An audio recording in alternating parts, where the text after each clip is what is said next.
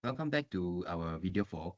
So in this video, we will focus on ClO4, which is introducing the concept of chemical exergy and tracking the efficiency loss in machine. So while energy balance tell us how much heat move around, they don't tell us about the quality or value of that energy. To track that, we use an exergy analysis. Remember, energy is always conserved, but the exergy is permanently destroyed whenever something burns. So in earlier chapters, we look at the thermomechanical exergy, uh, which is driven by simple temperature and pressure difference. Now we introduce chemical exergy, ECH, which is extra work potential you can get because your fuel has completely different chemical receipt that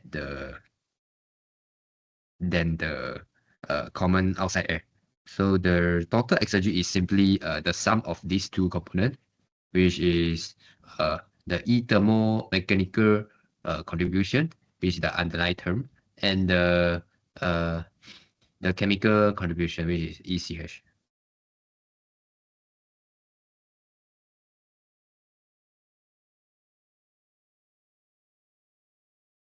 And now let's use our exergy tools to check an everyday machine, which is an internal combustion engine.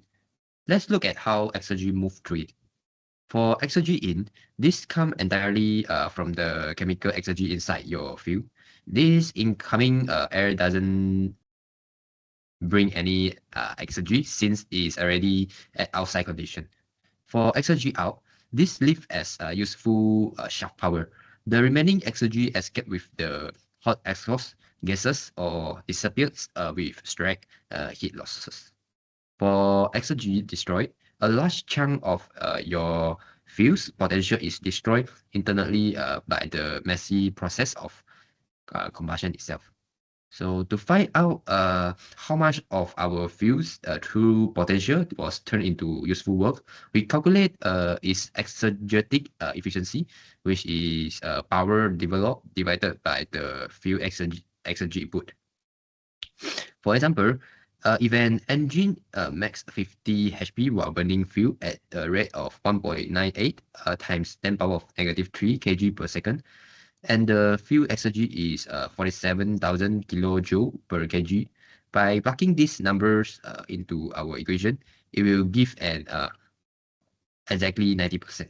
That means that 16% of the fuel's work potential was lost and or destroyed along the way. Now, let's compare that engine to a steady industrial burner or reactor. A burner doesn't have a spinning shaft to make power.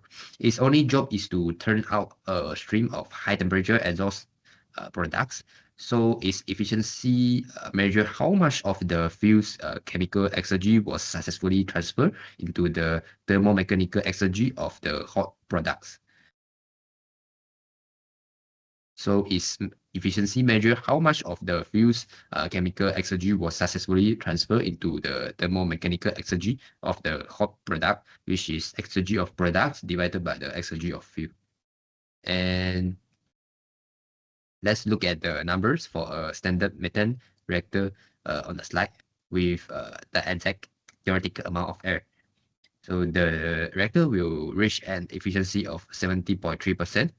But if you float the burner with 400% of theoretical air, the efficiency will drop down to 46.3%. Why?